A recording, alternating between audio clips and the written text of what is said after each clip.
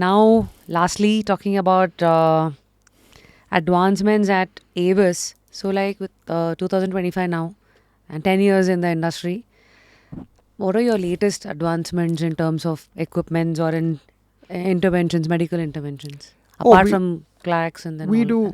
that? This is the main things. Like for example, we are at least between the multiple centers we own, we are probably the only end-to-end storehouse.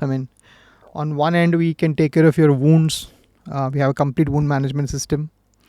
Then we can other end take care of your cosmetic veins through clacks.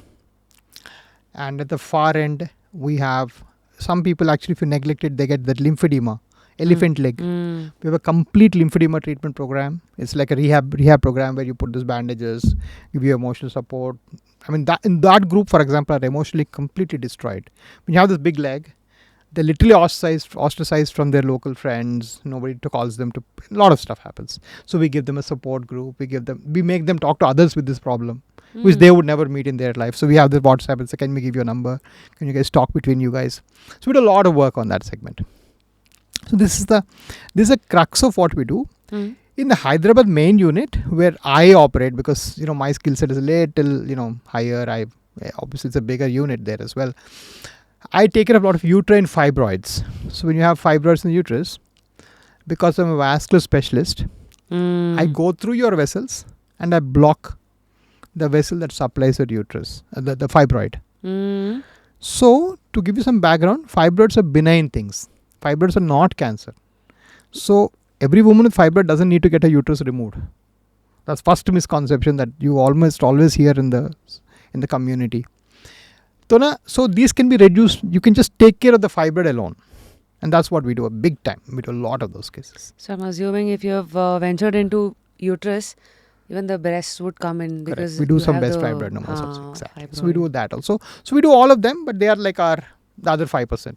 95% we're a vascular company. So isme there is nothing new, like AI aake sab kuch. Lot of things have been replaced, but what is AI doing to Medicare? No, AI will take a long time. So again, I'm how do I say this? If you see my recurring theme of whatever I speak is that I am very grounded on the ground, jo hai so hai kind of a guy. Sure. So it's very important that we get enough evidence, right? So for example, if someone says AI has 98% success, boy, that means in 2% it's missing the problem. That's a huge problem. Somebody actually presented to me that this thing picks up your heart abnormality 96 mane 4% you're missing a heart attack. I can't afford that. Our medicine is very sensitive for that. And that guy is getting some award. I'm saying, boss, isko award mujhe tension aa rahi hai isko dekh. So it's a challenge we have. So no, we're nowhere near that. We will probably get some better diagnostic tools with AI. I think they're on the way. So if you, for example, put a picture of varicose veins, AI would detect and tell you have varicose. You can contact your local doctor, blah, blah, blah. I think that day is not far away. Not even 6 months away, if I'm not mistaken. Oh.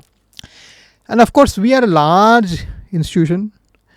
And one of the things that I did tell you that I briefly touched upon when I set up the hospital part of it is that we have 0 agents and we don't go to general practitioners and ask them to send us cases. All our patients see our YouTube, Facebook, our presentation come to us. So we are a completely digitally owned and run company. Nice. All 1800 OPD we see per month come through us through the net. Right? Now, when we do that, I'm sure there's some good AI tools that help us screen that also. Like you are going to ping me, I have an AI chatbot. We have already implemented chatbot. So all that is happening. So a lot of stuff is happening in support fields, if you know what I mean. But will it replace a good doctor with a good eye for the next 10 years? In my own system, when I train the next guy, it takes me 3 months, 4 months. So when I train a new doctor and keep him in, let's say, Kolkata, first 2 years he's supposed to send every picture to me. Oh. Because I'm that particular about quality also. So this eye is something that human brain only has. So it takes a while to get that. It takes a while to get that. Nice. The biggest misconception patients have about interventional radiology and that you would like to help us understand? Well, we don't read x-rays. We don't read CT scans. We're only proceduralists. We only do procedures. Number one. Number two is that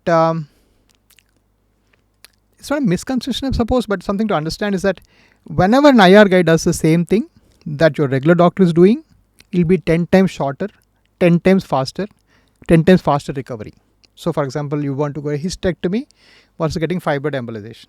Fibroid embolization, go to work next day morning. With hysterectomy, you cannot. Same way, if I did varicose, you can go by evening, go back to work, same day evening. With the open surgery, you would not. So, anything we replace it better. About the patient safety and comfort during the procedure, like I think initially you touched upon a theory wherein we are not a fancy, like a hospital is not like a resort. You have a very ulta, lens to काम हो गया चलो क्योंकि बाजू वाले की खांसी क्यों लेना चाहते हो आप? If somebody is coughing next to you, somebody is sick next to you, you go home when you're done. So what's your like mantra at AVIS? Like, this is who I am amongst whatever is happening in the market. But what's the mantra of AVIS hospitals? Like taking care of patients, safety or procedure, or making them feel a certain way? Safety first. Safety, you're safe, and your procedure, I guarantee you across all my centers will be done the same way that I do in Hyderabad. I'm pedantic about it. To the point that we are the only guys, probably that I know of, that we have people that we pay to shout back on us. We are patient advocates. So some guy goes on and says, doctor didn't spend time with me. She's welcome to come open my door and say, why didn't you spend time with her? And we pay them for that. We pay them for post-op if I didn't see the patient or didn't answer questions about his diet or something. Oh, you pay? As in what do you like? We pay this person to actually pick up the complaints and get back to us on that. So she actually, I mean, there is one instance where I was talking to some guy like this in my room, and some very important person was there, and the patient was ready in the theatre, prepared for my surgery. And she came and told me once, doctor, your patient is waiting for you upstairs. And I was continuing like this. She told me twice, and third time she opened the door. If you don't go now, I will discontinue the surgery, and you will have to talk to the family. This is my assistant telling me in front of my guest. And my guest is saying, boss, who owns the place? I said, yeah, that's what I pay her for, because she's there for them. That's your job. You be for the patient, everything will fall in place. It is always a system bigger than who is running the system. Absolutely. And we made it like that. Very nice.